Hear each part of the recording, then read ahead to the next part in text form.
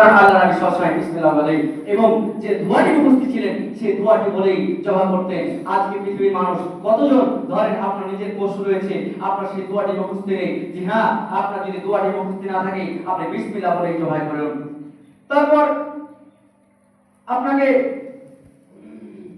কুরবানির গোশতের বর্তন কিভাবে করবেন। আপনি যে কুরবানি করলেন, আপনি কুরবানি করবেন, আপনি যদি চান তবে আপনার গোশতকে 3 ভাগে বন্টন করতে হবে।